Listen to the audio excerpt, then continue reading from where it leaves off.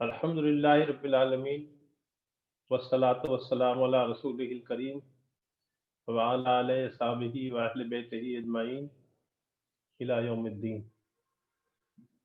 معزز خواتین و حضرات، السلام علیکم ورحمۃ اللہ۔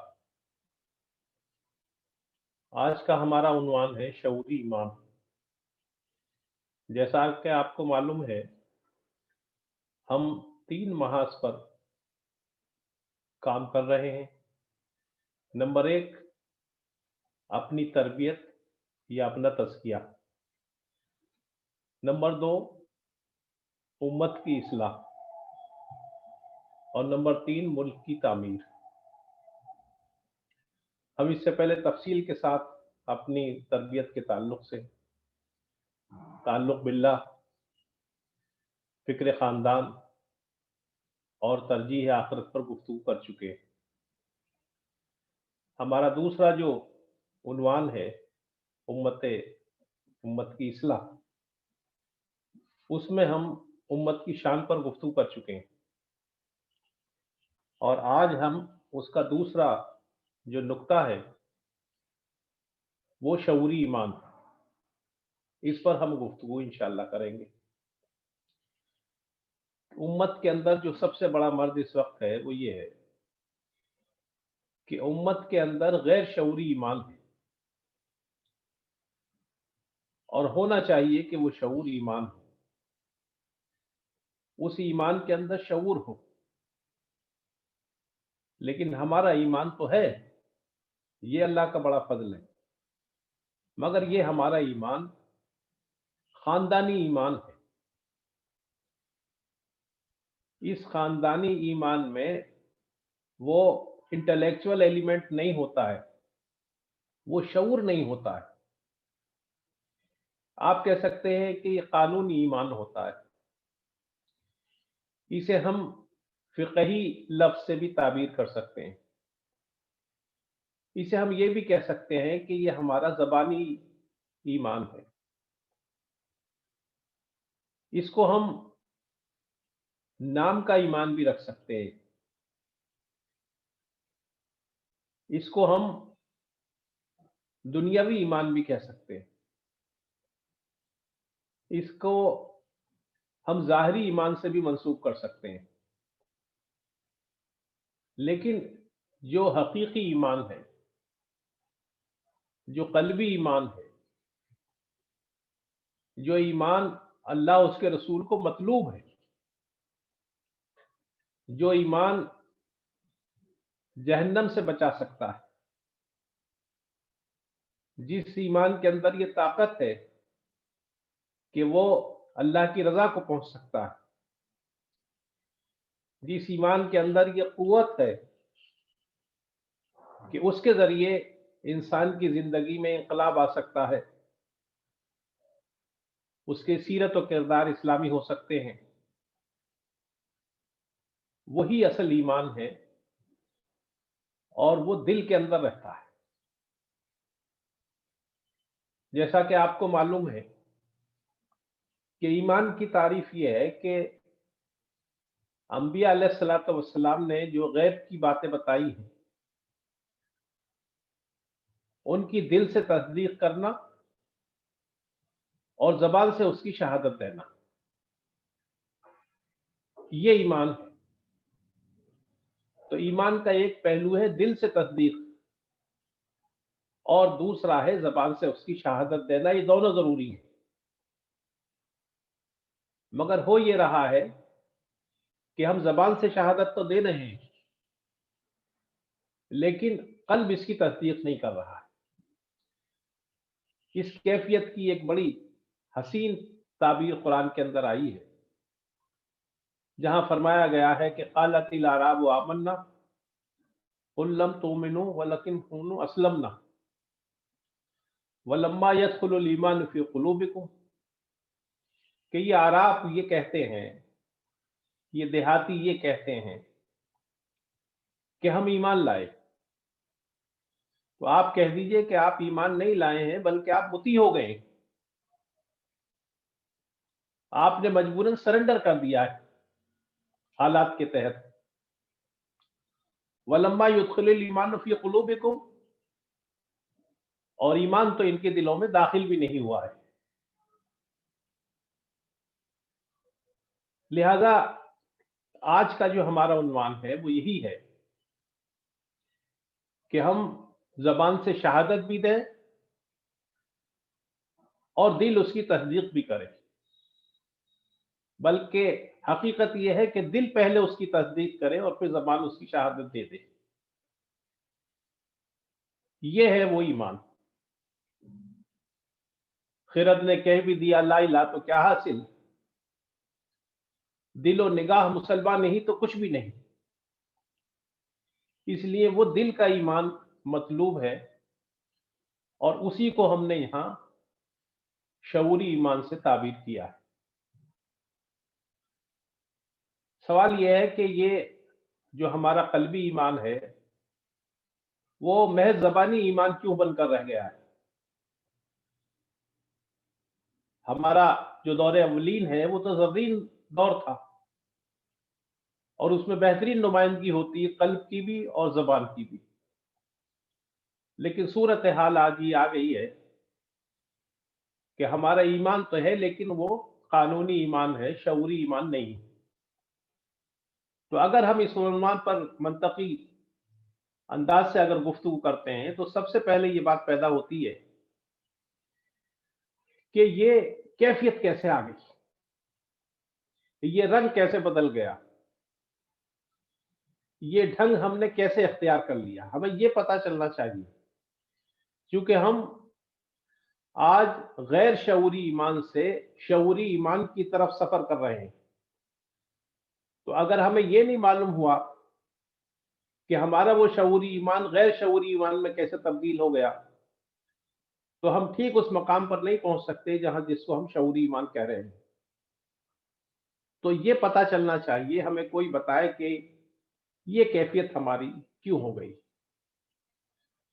मुब्तला कार हाय जुनू हो गए, मुब्तला कार हाय जुनू हो गए, कोई बतलाए हम ऐसे क्यों हो गए। मोअज़्ज़िज़ ख़ातिन और हज़रात, जब दुनिया में कोई तहरीक किसी इज्तिमाई या अखलाकी या सियासी मकसद को लेकर उठती है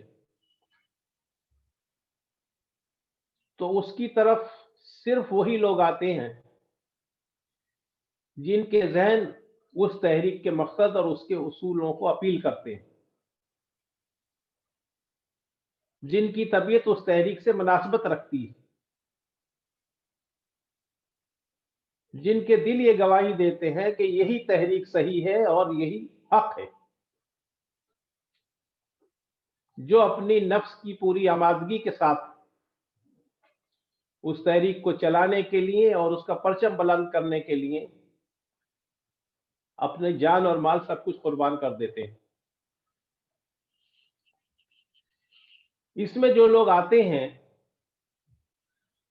वो लाए नहीं जाते, वो मजबूरन किसी अंदाज से उनको उसमें दाखिल नहीं किया जाता,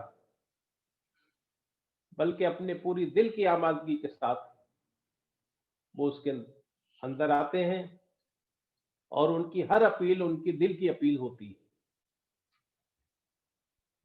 इसके बरखिलाफ जिन लोगों की तबीयत इस तहरीक से मुनासबत नहीं रखती है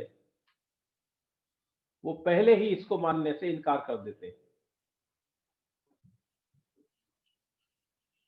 उनकी तबीयतें उसकी तरफ रुजू नहीं होती और वो कोई ताल्लुक उस तहरीक से नहीं रखते।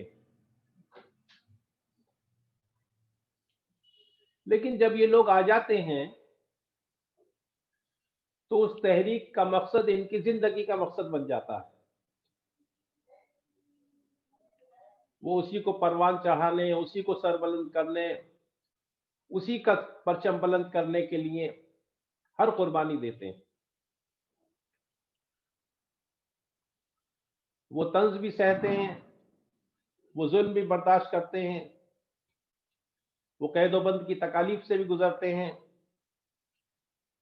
وہ جو خون کے رشتے ہیں ان سے بھی کٹ جاتے ہیں،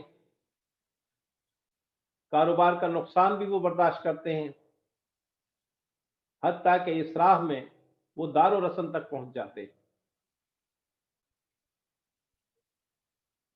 پھر یہ جو انقلاب ہوتا ہے ہمگیر انقلاب ہوتا ہے، ایسے افراد کا نظریہ بدل جاتا ہے، اس کی فکر میں تبدیلی آتی ہے، اس کے مزاج میں تغیر آ جاتا ہے، اس کی صبح و شام بدل جاتے ہیں، اس کی دوستیوں کا رنگ بدل جاتا ہے، اس کی دشمنی کو کچھ اور ڈھنگ نصیب ہو جاتے ہیں، اس کا ہر انداز بدل جاتا ہے، حتیٰ کہ اس کے مزاج اور مقصد سے لے کے اس کی چھوٹی چھوٹی باتوں تک، اس کی وضع و قطع، اس کا لباس، حتیٰ کہ اس کی خوراک تک بدل جاتی ہے، اور وہ جہاں سے گزرتے ہیں دور سے پہچان لیے جاتے ہیں کہ یہ وہ لوگ ہیں جو اس تحریک سے تعلق رکھتے ہیں۔ ہر تحریک کی ابتدا اسی انداز سے ہوتی ہے، مگر یاد رکھیے کہ جب اس کا دوسرا دور شروع ہوتا ہے تو ان لوگوں کی خواہش ہوتی ہے کہ ان کی اولاد بھی اسی مسلک پر اٹھے جو ان کی زندگی کا مقصد ہے۔ اس کے لیے وہ تعلیم و تربیت کا نظام بھی کرتے ہیں، اسی کے لیے باہر کا ماحول بھی تیار کرتے ہیں، اور اسی انداز پہ ان کے گھر کی زندگی کو بھی ڈھالتے ہیں۔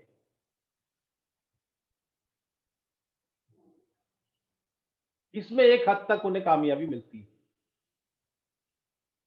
پوری کامیابی نہیں ملتی، کیونکہ اس میں کوئی شک نہیں کہ باہر کا ماحول، تعلیم و تربیت، گھر کا انداز،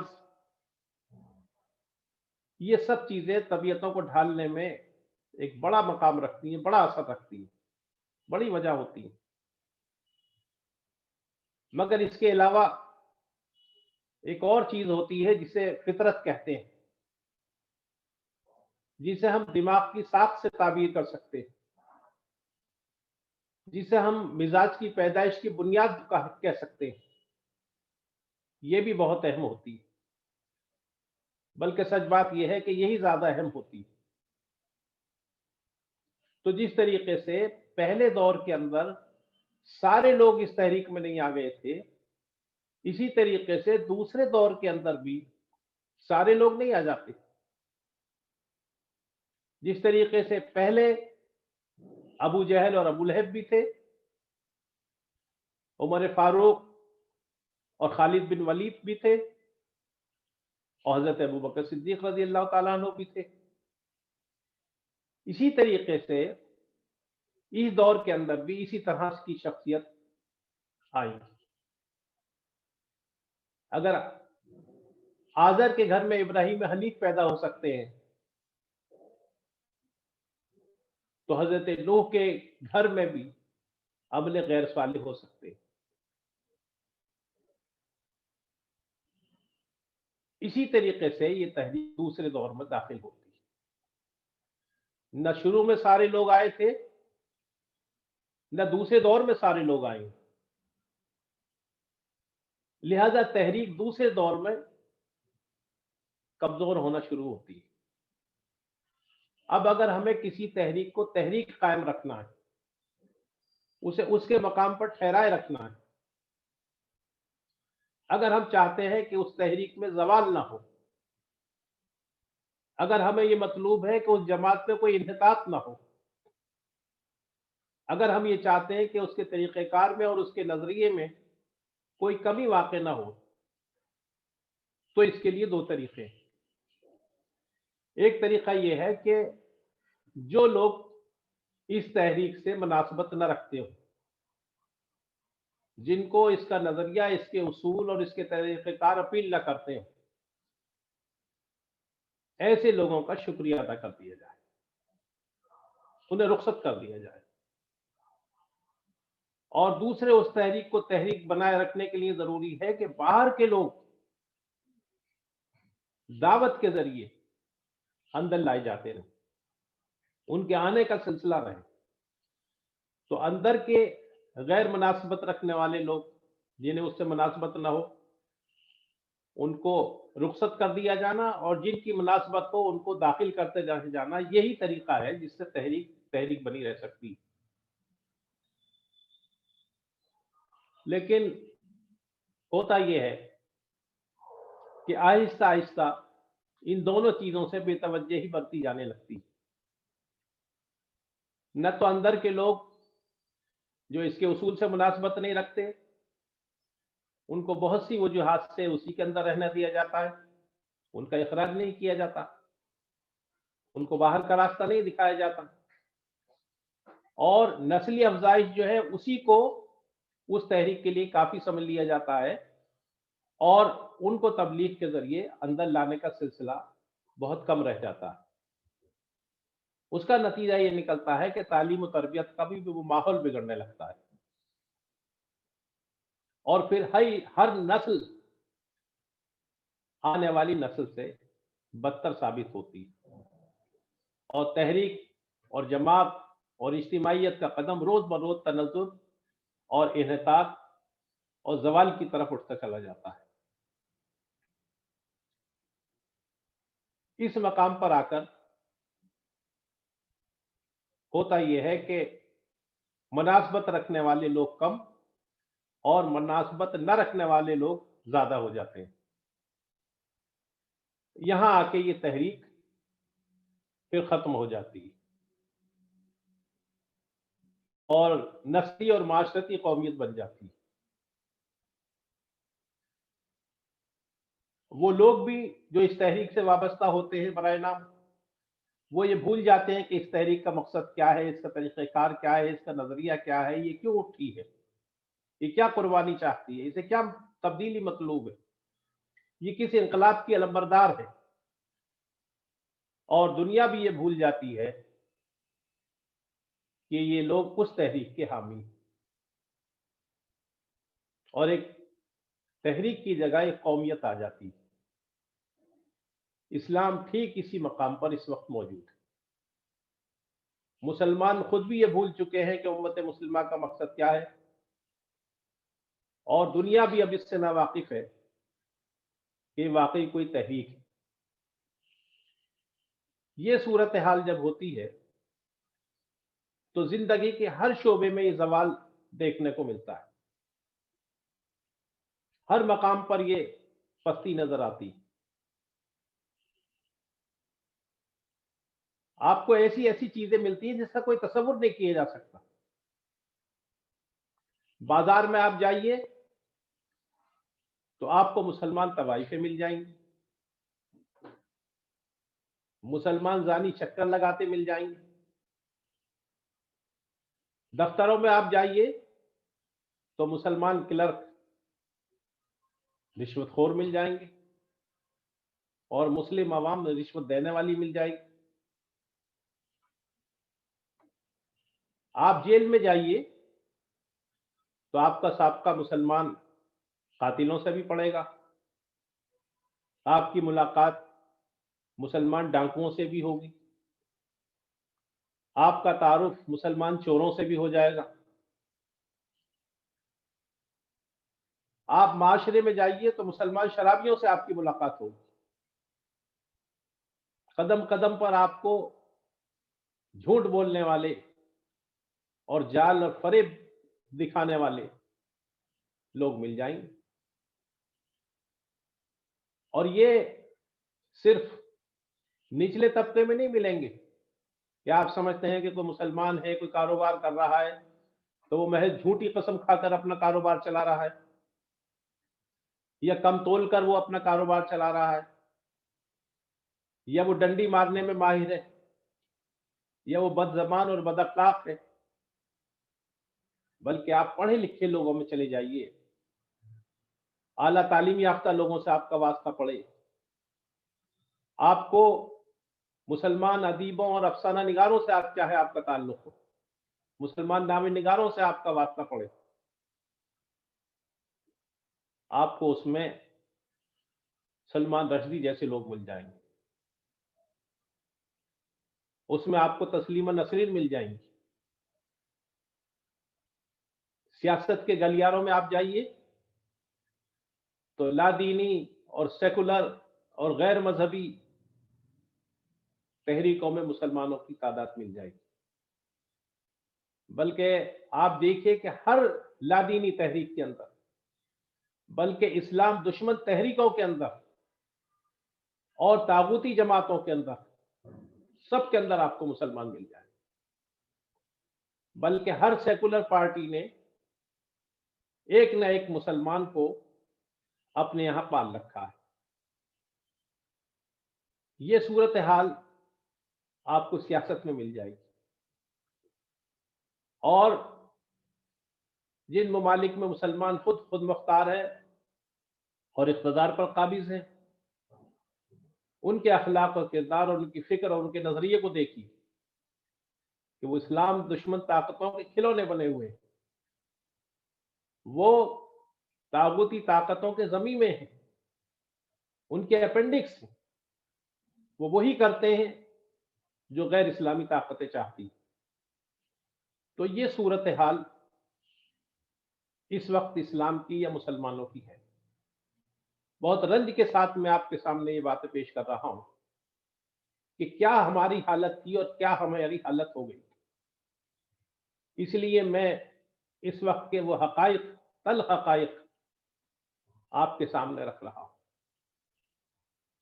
اے پرستارے نے نغمہ چھوڑ کر تارے رباب، اے پرستارے نغمہ چھوڑ کر تارے رباب، آج کچھ دستی رگوں پر انگلیاں رکھتا ہوں میں، آج کچھ دستی رگوں پر انگلیاں رکھتا ہوں میں، ہائے رے نیرنگیاں ہوں چراغ اب بھی مگر، ہائے رے نیرنگیاں ہوں چراغ اب بھی مگر، روشنی رکھتا تھا پہلے اب دھواں رکھتا ہوں، روشنی رکھتا تھا پہلے اب دھواں رکھتا ہوں میں۔ یہ ہے اب مسلمانوں کی حالت۔ اس کا کام تھا کہ وہ دنیا کو روشنی دکھاتا، لیکن روشنی ختم ہے، اب دھواں ہی دھواں رہ گیا، جس میں سانس لینا انسانیت کے لیے مشکل ہو گیا ہے۔ مسلمانوں کی کیفیت یہ ہو گئی ہے کہ وہ جس کا فرض تھا کہ جلاتا نئے چراغ، وہ جس کا فرض تھا کہ جلاتا نئے چراغ، جلتے ہوئے چراغ بھی اس نے بجھا دی۔ یہ ہے اس وقت مسلمان معاشرے کی صورتحال۔ پستی کی انتہا ہو چکی ہے، اس کے بعد کوئی اور پستی نہیں۔ جیسے دریا کے اندر، سمندر کے اندر اتار بھی آتا ہے اور چڑھاؤ بھی آتا ہے، جوار بھی ہوتا ہے اور بھاٹا بھی ہوتا ہے، مد بھی ہوتا ہے اور جزر بھی ہوتا ہے، لیکن ہمارے دریا میں تو اتار ہی اتار ہے، چڑھاؤ آج تک نظر نہیں آ رہا۔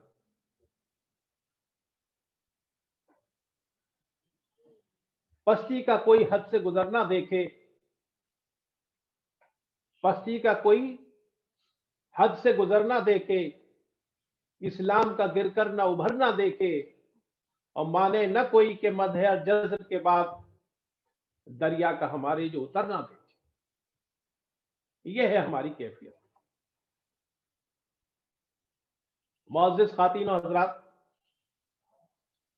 یہ ہماری صورتحال ہے جو میں نے دکھی دل سے آپ کے سامنے رکھی، مجبوراً رکھی، لیکن یہ اس لیے رکھتی ہے کہ ہم اپنی اصل حقیقت سے واقف ہو جائیں۔ ہمارے غیر شعوری ایمان نے یہ گل کھلائے ہیں، ہمارے قانونی ایمان سے یہ تصویریں ابھر کر آتی ہیں، ہمارے زبانی ایمان سے ایسے رنگ نکل کر آتے ہیں،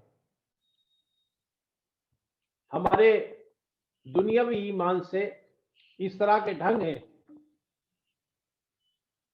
جس کا نقشہ میں نے آپ کے سامنے رکھا، لیکن یہ اس لیے رکھا ہے کہ ہمارے جو مرض ہے اس کی تشخیص ہو سکے، ہماری جو ڈیزیز ہے اس کا ڈائگنوسس ہو سکے، ہمارا جو مرض ہے اس کا علاج ہو سکے۔ اور یہ تبھی ممکن ہے کہ جب ہم حقیقت سے اس کا اعتراف کریں کہ واقعی ہمارا زوال، ہماری پستی، ہمارا انحطاط اس حد کو پہنچ چکا ہے، اور اس کے لیے کسی دلیل کی ضرورت نہیں۔ سوال یہ ہے کہ پھر شعوری ایمان کیسے آئے، پھر ہمارے دلوں میں وہ مطلوبہ ایمان کیسے جاگزی ہو، پھر ہمارے دل کی کھیتیوں میں وہ حقیقی ایمان کا بیج کیسے بویا جائے۔ کس طرح ممکن ہے کہ ہماری سیرت و کردار میں اس حقیقی ایمان کی کھیتی لہلہائے، اس مطلوبہ ایمان کی کلیاں چٹکنے لگے، اس کے پھول، اس کے پھل، اس کے اثرات، اس کے ثمرات، اس کے فوائد ہمیں کیسے حاصل ہو۔ دراصل یہ ہے ہمارا عنوان آج کا، کہ ہم وہ حقیقی ایمان کیسے حاصل کریں، شعوری ایمان کیسے حاصل کریں۔ جب ہم اس پر غور و فکر کرتے ہیں تو سب سے بڑی بات جو ہمیں نظر آتی ہے وہ یہ ہے کہ ہمیں ایک بہت بڑا مغالطہ ہوا ہے، اور جب تک وہ مغالطہ دور نہیں ہوگا تب تک ہماری اصلاح نہیں ہو سکتی۔ اور وہ مغالطہ یہ ہے کہ دراصل دین کا تعلق روح اور قلب سے ہے، دل سے ہے، اور عقل سے اس کا کوئی تعلق نہیں، بلکہ عقل کا تعلق تو دنیاوی معاملات سے ہے۔ گویا عقل اور دل کی تفریق کر دی گئی ہے کہ دل کا تعلق اخلاقیات سے ہے، مذہبیات سے ہے، ایمانیات سے ہے، اور عقل کا اس میں کوئی دخل نہیں۔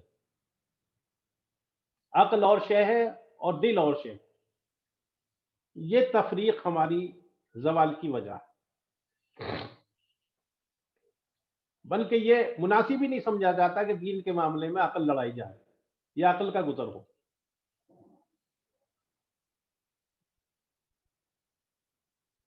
کہا جاتا ہے کہ اچھا ہے دل کے پاس رہے پاسبان عقل، اچھا ہے دل کے پاس رہے پاسبان عقل، لیکن کبھی کبھی اسے تنہا بھی چھوڑتے۔ یہ ہے وہ سفر ہماری زندگی کا جس میں عقل کو، دل کو تنہا چھوڑ دیا جاتا ہے، عقل کو اس سے جدا کر دیا جاتا ہے۔ کمار صاحب نے بڑا اچھا کہا تھا جب یہ بات کہی تھی کہ عقل و دل اپنی اپنی کہیں جب خمار، عقل و دل اپنی اپنی کہے جب خمار، عقل کی سنیے دل کا کہا کی۔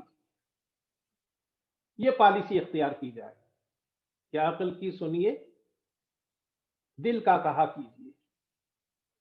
یہاں تک کہا گیا کہ عقل عیار ہے سو بھیس بنا لیتی ہے، عقل عیار ہے سو بھیس بنا لیتی ہے، عشق بیچارہ نہ ملا ہے نہ زاہد نہ حکیم۔ یہ کیفیت ہے ہماری۔ لیکن خواتین و حضرات، جب ہم قرآن کا مطالعہ کرتے ہیں، جب ہم رسول اللہ صلی اللہ علیہ وسلم کی سیرت کو پڑھتے ہیں، تو ہمیں حیرت ہوتی ہے کہ دین کے باب میں، ایمان کے باب میں سب سے پہلے عقل کا ذکر آتا ہے۔ آپ کو معلوم ہے کہ رسول اللہ صلی اللہ علیہ وسلم کو جو رسالت کی بہت بڑی ذمہ داری دی گئی تھی، اس میں جو سب سے بڑی ذمہ داری تھی وہ یہ تھی کہ انسان کی عقل کو بیدار کیا جائے،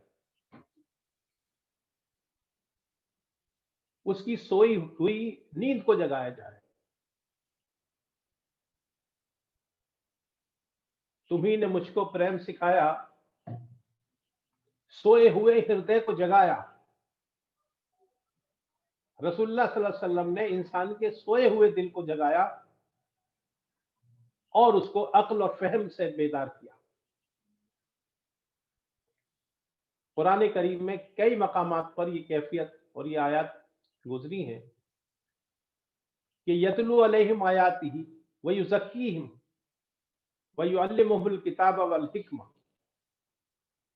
रसूलुल्लाह सल्लल्लाहु अलैहि वसल्लम को बताया गया कि ये यतलू अलैहिम आयात, ये अल्लाह की किताब की आयात तिलावत करते, यतलू अलैहिम आयात व युज़क्कीहिम, और इंसानों की जिंदगी को संवारते और उन्हें किताब और हिकमत की तालीम देते।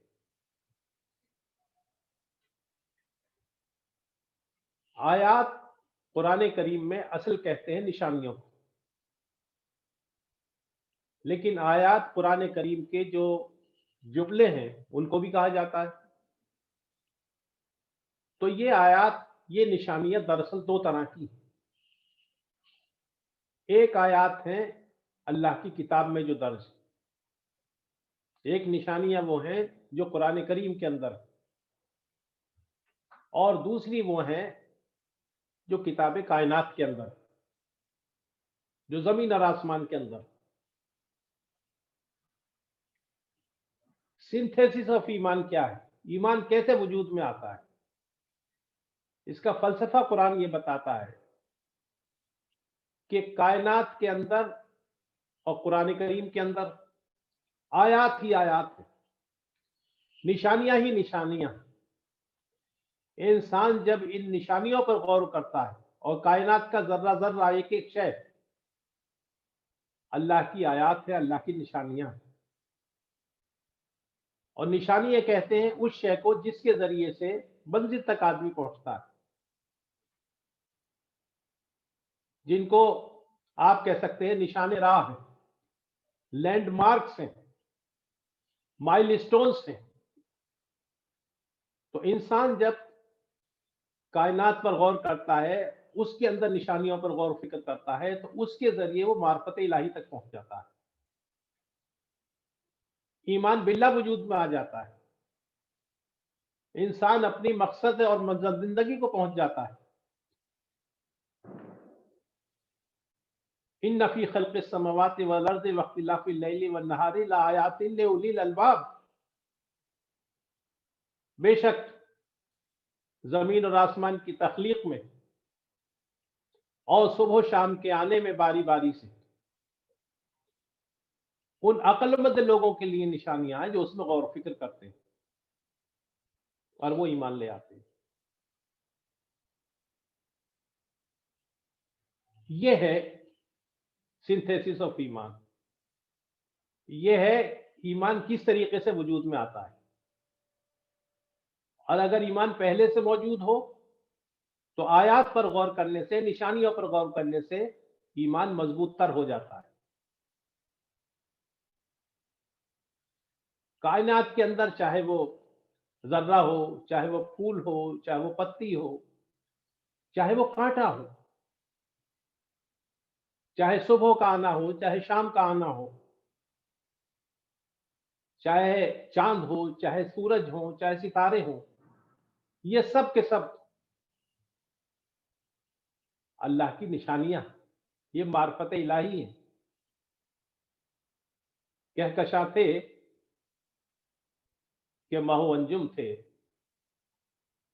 कहकशां थे कि महो अंजुम थे, रात किस किस लिबास में तुम थे। आप सितारों को देखिए, कहकशां को देखिए, तो आपको हकीकत नजर आ जाएगी। रिदाए लाला ओ गुल पर्दा ओ महो अंजुम, रिदाए लाला ओ गुल पर्दा ओ महो अंजुम, जहां जहां वो छुपे हैं अजीब आलम है। यह है फलसफा कुरान का, यह है हकीकत तक पहुंचने की निशानी। और कुरान ने बड़े हसीन सीन पेश किए हैं। جس سے ان سب کی نمائندگی اور ترجمانی ہوتی ہے۔ قرآن کہتا ہے وَكَذَلِكَ نُرِي إِبْرَاهِيمَ مَلَكُوتَ السَّمَاوَاتِ وَالْأَرْضِ وَلِيَكُونَ مِنَ الْمُوقِنِينَ، کہ اس طرح ہم ابراہیم علیہ السلام کو زمین اور آسمان کی سلطنت دکھاتے تھے تاکہ وہ ان نشانیوں کو دیکھے، وَلِيَكُونَ مِنَ الْمُوقِنِينَ، اور وہ کامل ایمان والوں میں ہو جائے ان نشانیوں کے ذریعے سے، شعور کے ساتھ ان پر غور و فکر کرے تو ایمان کامل میسر ہو جاتا ہے۔ اور یہی سب سے بڑی شے ہے، میسر ہو اگر ایمان کامل، میسر ہو اگر ایمان کامل، کہاں کی مشکلیں، کیسے مسائل، کہاں کی الجھنیں، کیسے مسائل، تو اصل چیز ایمان کامل۔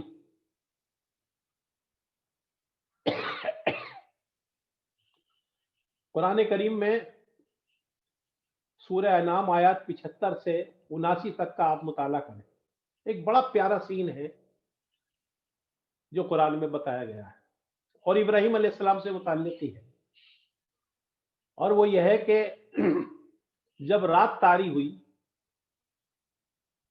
تو ابراہیم علیہ السلام نے ایک تارا دیکھا۔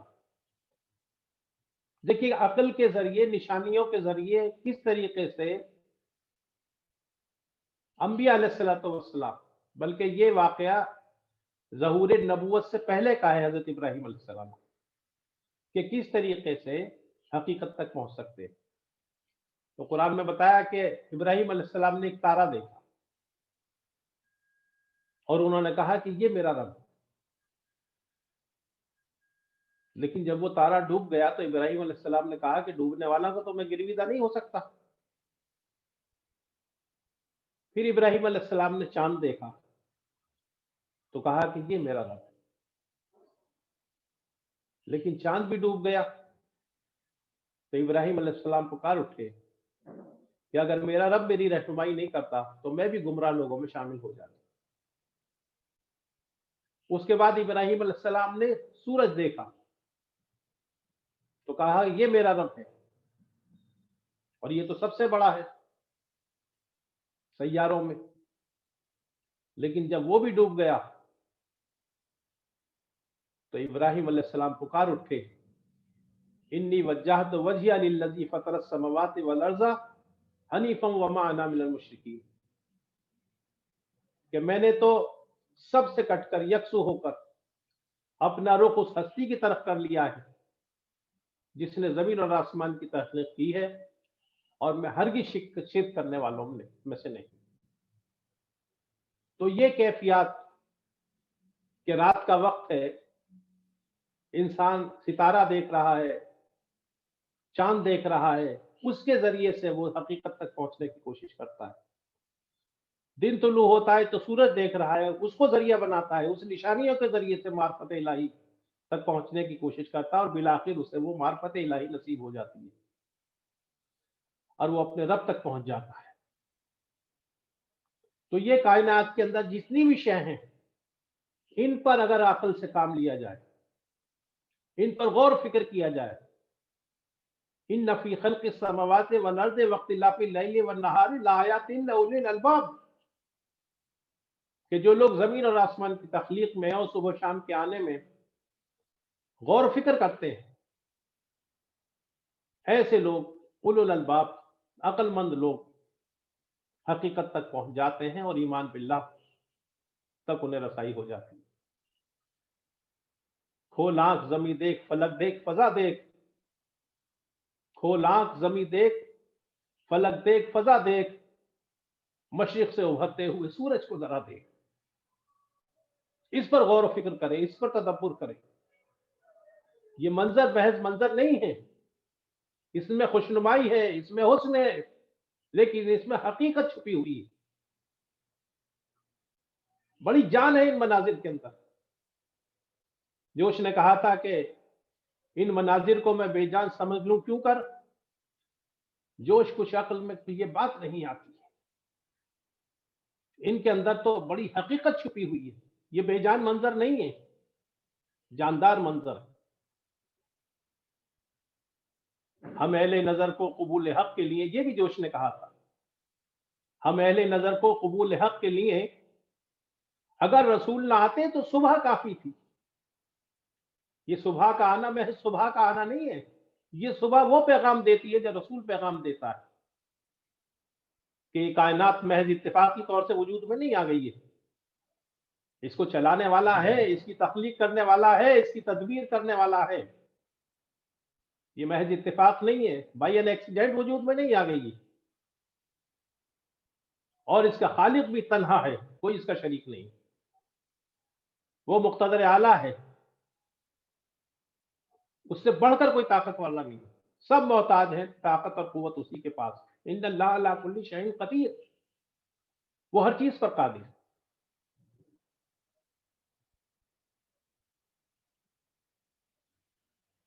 اسی لیے آپ دیکھیے کہ قرآن ایمان لانے والوں کو اولو الالباب کہتا ہے، عقل مند لوگ کہتا ہے، اولو النہا کہتا ہے، ذی شعور لوگ کہتا ہے، انہیں ذی ہجر کہتا ہے، شعور رکھنے والے لوگ، فہم رکھنے والے لوگ، الذین یعقلون، یہ وہ لوگ ہیں جو عقل رکھتے ہیں، الذین یعقلون کہتا پکارتا ہے، اور جو لوگ ایمان نہیں لاتے ہیں ان کو قرآن کہتا ہے کہ یہ جانور ہیں، بلکہ جانور سے بھی بدتر ہے۔ قرآن بار بار اس پر زور دیتا ہے کہ تم غور و فکر کرو، تم عقل سے کام لو۔ قرآن کہتا ہے افلا تعقلون، کیا تم عقل سے کام نہیں لیتے؟ افلا تدبرون، کیا تم تدبر نہیں کرتے؟ افلا تتفکرون، کیا تم تفکر نہیں کرتے، غور و خوض نہیں کرتے؟ وَيَتَفَكَّرُونَ فِي خَلْقِ السَّمَاوَاتِ وَالْأَرْضِ رَبَّنَا مَا خَلَقْتَ هَٰذَا بَاطِلًا سُبْحَانَكَ فَقِنَا عَذَابَ النَّارِ، کہ جو لوگ زمین اور آسمان کی تخلیق میں تفکر کرتے ہیں، غور و فکر کرتے ہیں، اور وہ بے اختیار پکار اٹھتے ہیں کہ اے ہمارے رب، تو پاک ہے اس سے کہ کوئی ابس کام کرے، بیکار کام کرے، اور تو ہمیں دوزخ کے عذاب سے بچا لے۔ تو پاک ہے اس سے کوئی ابس کام کرے، تو نے یہ کائنات خامخواہ نہیں بنائی ہے، اس کا مقصد ہے، لہذا ہمیں تو اس روز جب اس کائنات کی تکمیل ہو، جب اس دنیا کا اختتام ہو، تو اس کے بعد ہمیں تو جہنم کی آگ سے بچا لے۔ جو لوگ ایمان نہیں لاتے ہیں ان کو قرآن کہتا ہے کہ عقل والے لوگ نہیں ہیں، یہ تو بہرے ہیں، کان سے کام نہیں لیتے، یہ گونگے ہیں، زبان سے کام نہیں لیتے، یہ اندھے ہیں، آنکھوں سے کام نہیں لیتے، سم بکم عمی فہم لا یعقلون، یہ عقل نہیں رکھتے، اس لیے یہ بہرے ہیں، گونگے ہیں، اندھے ہیں، اس لیے یہ ایمان نہیں لاتے۔ اس لیے ہمارا جو یہ زوال ہوا ہے، ہمارا یہ پستی کی جو انتہا ہو گئی ہے، ہمارا ہر شعبے میں جو ڈاؤن فال ہوا ہے، وہ عقل کے چھوڑنے سے ہوا ہے، بلکہ بعض لوگ تو عقل کے دشمن ہو گئے۔ لہذا ایمان کے باب میں، دین کے باب میں سب سے پہلی شے عقل ہے، غور و فکر ہے، تدبر ہے، تفکر ہے، جس کو ہم نے چھوڑ رکھا ہے، اور اسی کا دوسرا نام شعوری ایمان ہے، کہ ہم ایمان کے اندر شعور پیدا کریں، اس میں غور و فکر کریں، ہم ایمان کو سمجھیں، اس کی حکمتوں سے واقف ہوں،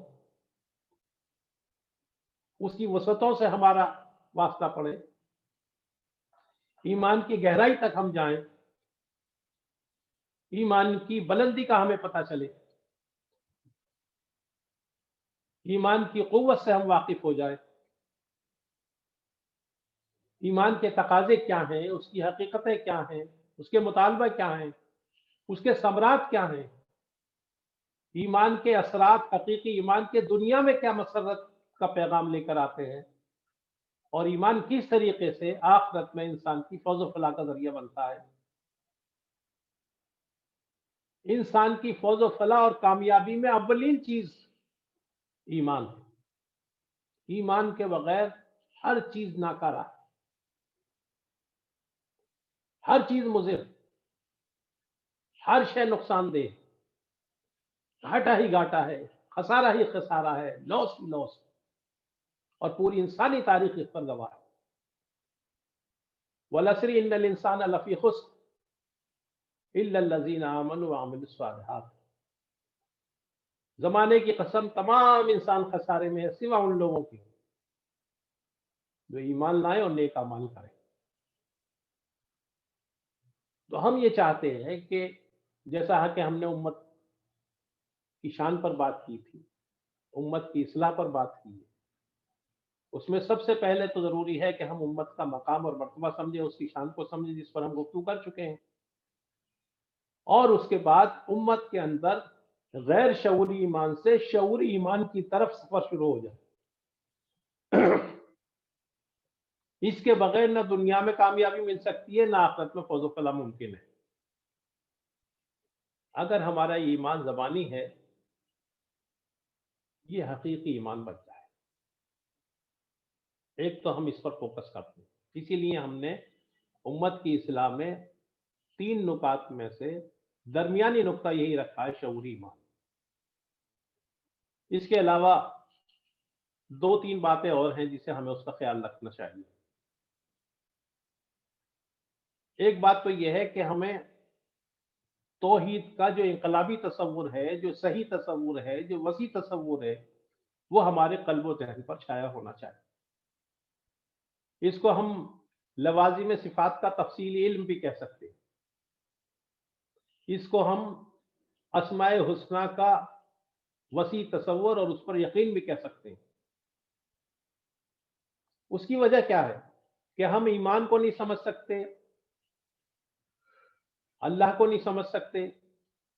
اللہ کو اگر سمجھ سکتے ہیں تو اللہ کی صفات کے ذریعے سمجھ سکتے ہیں، اور اللہ کی صفات کو سمجھا جا سکتا ہے اللہ کے ناموں کے ذریعے، اسماء حسنہ جسے کہتے ہیں۔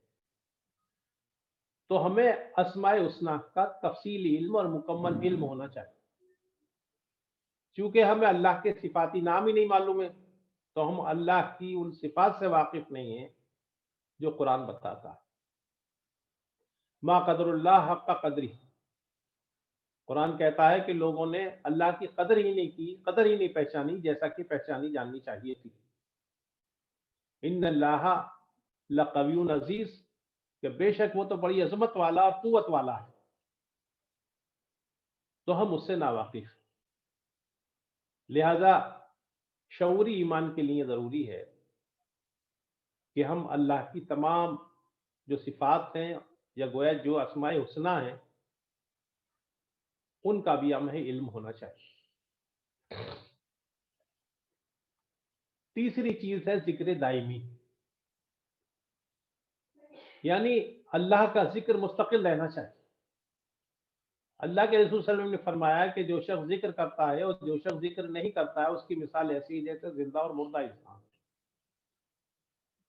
تو اس مردنی کو ہمیں ختم کرنا ہے اور اس میں زندگی پیدا کرنا ہے، تو ہمیں اپنی پوری زندگی کو ذکر سے، ذکر الہی سے آراستہ کرنا ہوگا، اور ہر حال میں ہم اللہ کا ذکر کرتے ہیں، صبح ہو، شام ہو، غم ہو، خوشی ہو، کوئی کام ہو، ہر حال میں ہم اللہ کا ذکر کریں۔ الذین یذکرون اللہ قیاما وقعودا وعلی جنوبہم، کہ وہ لوگ جو ایمان لاتے ہیں، اللہ کا ذکر کرتے ہیں، اٹھتے بیٹھتے اور لیٹتے ہر حال میں، تو ہماری پوری زندگی ذکر بن جائے، ہماری پوری زندگی عبادت بن جائے، محض کچھ وقتی طور پر تسبیح نہ کریں بلکہ پوری زندگی ہماری تسبیح بن جائے، اور اس کے اندر شعور ہو، اس کے اندر تفکر ہو، اس کے اندر تدبر ہو۔ محو تسبیح تو سب ہے مگر ادراک کہاں، محو تسبیح تو سب ہے مگر ادراک کہاں، زندگی خود ہی عبادت ہے مگر ہوش نہیں۔ تو یہ پوری زندگی ہماری اللہ کا ذکر بن جائے، اور اس کے سوا کچھ نہ ہو ہماری زندگی، نہ غرض کسی سے نہ واسطہ، مجھے کام اپنے ہی کام سے، نہ غرض کسی سے نہ واسطہ، مجھے کام اپنے ہی کام سے، تیرے ذکر سے، تیری فکر سے، تیری یاد سے، تیرے نام سے، یہ کیفیت ہو جائے تو شعوری ایمان پیدا بھی ہوتا ہے، اور اس میں افزونی بھی ہوتی ہے، اس میں ترقی بھی ہوتی ہے، اس میں اضافہ بھی ہوتا ہے، اس میں برکت بھی ہوتی ہے، اس میں سربلندی بھی ہوتی ہے، اس کی پرواز بھی ہوتی ہے، اس میں اٹھان بھی ہوتا ہے، بشرطے کہ ہماری زندگی ذکر بن جائے۔ اور چوتھی شے ہے جو سب کی جان ہے، وہ ہے محبت الہی۔ شعوری ایمان کے لیے، حقیقی ایمان کے لیے، قلبی ایمان کے لیے اللہ کی محبت درکار ہے، محبت الہی مطلوب ہے، اور صرف محبت نہ ہو بلکہ سب سے بڑھ کر محبت ہو۔ دنیا کی ساری محبتیں اللہ کی محبت کے تحت ہوں۔ والذین آمنوا اشد حبا للہ، قرآن کہتا ہے کہ جو لوگ ایمان والے ہوتے ہیں وہ تو سب سے بڑھ کر اللہ سے محبت کرتے ہیں۔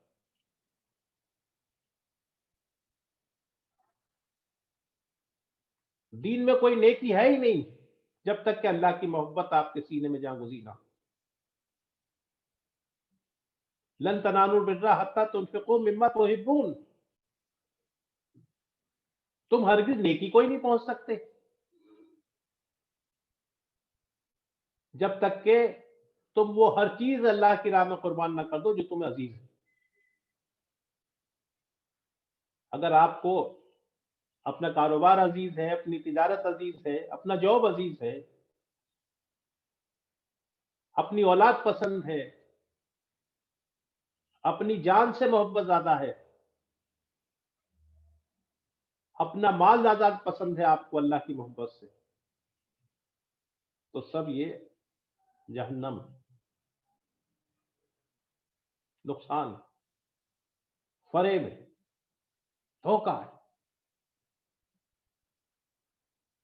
سب سے بڑھ کر اللہ سے محبت، ہمیں اولاد سے بھی اس لیے محبت ہو کہ اللہ کا حکم، ہمیں تجارت بھی اس لیے عزیز ہو کہ اللہ نے اس کو بتایا ہے، ہمیں اپنی جان سے بھی محبت ہو اس لیے کہ اللہ کی امانت۔ لیکن ان ساری محبتوں پر جب قربانی کا وقت آئے، جب اللہ کی محبت کا مطالبہ ہو تو ہر چیز ہم اس میں قربان کریں، کیونکہ ہر چیز اللہ ہی کی دی ہوئی، جو کچھ ہمارا ہے وہ ہمارا ہے ہی نہیں، اللہ ہی کا ہے، اور جب اس کا مطالبہ ہو، اس کی پکار ہو، تو ہم وہ ہر چیز اس پر قربان کر دیں جو کچھ بھی ہمیں میسر ہے، اور یہی ہماری زندگی کا امتحان۔ جسم و جان نطق و نواں دام و درہم تیرے ہیں، جسم و جان نطق و نواں دام و درہم تیرے ہیں، جو ہمارا ہے وہ تیرا ہے کہ ہم تیرے ہیں۔ اس لیے ہمیں ہر چیز کو محبت میں اللہ کی قربان کر دینا چاہیے۔ یہاں سے نیکی کا سفر شروع ہوتا ہے، پہلا قدم یہاں سے شروع ہوتا ہے، اور جسے یہ مقام حاصل نہ ہو وہ اللہ کی محبت کے راستے سے ہٹ جاتا ہے، دور چلا جاتا ہے۔ جس کو ہو جان و دل عزیز اس کی گلی میں جائے۔ معزز خواتین و حضرات، یہ ہے شعوری ایمان۔ یعنی ہم اللہ کی کتاب پر جو اس کی نشانیاں ہیں، جو آیات ہیں، اس پر غور و فکر کریں، تدبر کریں، عقل سے کام لیں، اور کائنات کے اندر جو آیات ہیں، جو نشانیاں ہیں، اس میں غور و فکر کریں، تدبر کریں، عقل سے کام لیں. یہی ذریعہ ہے ایمان کے وجود میں آنے کا، اور اگر وجود میں آ چکا ہو تو اس کو بڑھانے کا. اور اسی کے لیے ضروری ہے کہ ہم اللہ کے اسماء حسنی سے واقف ہوں، اس کی صفات سے ہمیں آشنائی ہو، ہماری زندگی مستقل اللہ کا ذکر بن جائے، اور ان سب پر اللہ کی محبت حاوی ہو، اللہ کی محبت چھائی ہوئی ہو، اللہ کی محبت کا غلبہ ہو، اللہ کے رنگ میں پوری زندگی رنگ جائے، اور ہم جو کچھ بھی کریں اللہ کی محبت سے سرشار ہو کر رہے، ہمارا قلب اللہ کی محبت کا مرکز اور محور بن جائے. وہ جو کیف صاحب نے کہا تھا کہ اس طرح محبت میں ان کی حکمرانی ہے، اس طرح محبت میں ان کی حکمرانی ہے، دل نہیں میرا گویا ان کی راجدھانی. یہ ہے ہماری زوال اور پستی سے ترقی اور کامرانی اور کامیابی کی طرف کا سفر. یہ ہے امت مسلمہ کے زوال سے اس کے انقلابی اور کامیابی کی منزل کا راستہ، اور اس کے ذریعے ہم امت مسلمہ کو پھر سے امت مسلمہ بنا سکتے ہیں. ضروری یہ ہے کہ ہماری مردنی ختم ہو، ہماری عقل و فہم میں شعور آئے، اور ہمارا دل جاگ جائے. یہی ہماری مرض کا علاج ہے. اللہ سے دعا ہے کہ وہ ہمیں یہ کیفیت پیدا کرنے کی توفیق عطا فرمائے. دل مردہ دل نہیں ہے، اسے زندہ کر دوبارہ. دل مردہ دل نہیں ہے، اسے زندہ کر دوبارہ، کہ یہی ہے امتوں کے مرض کہن کا چارہ. کہ یہی ہے امتوں کے مرض کہن کا چارہ. تو ضمیر آسماں سے ابھی آشنا نہیں ہے، تو ضمیر آسماں سے ابھی آشنا نہیں ہے، نہیں بے قرار کرتا تجھے غمزہ ستارہ. نظر آئے گا اسی کو یہ جہان دوش فردہ، نظر آئے گا اسی کو یہ جہان دوش فردہ، جسے آ گئی میسر میری شوقی نظارہ. آمین یا رب العالمین. وآخر دعوانا الحمدللہ رب العالمین.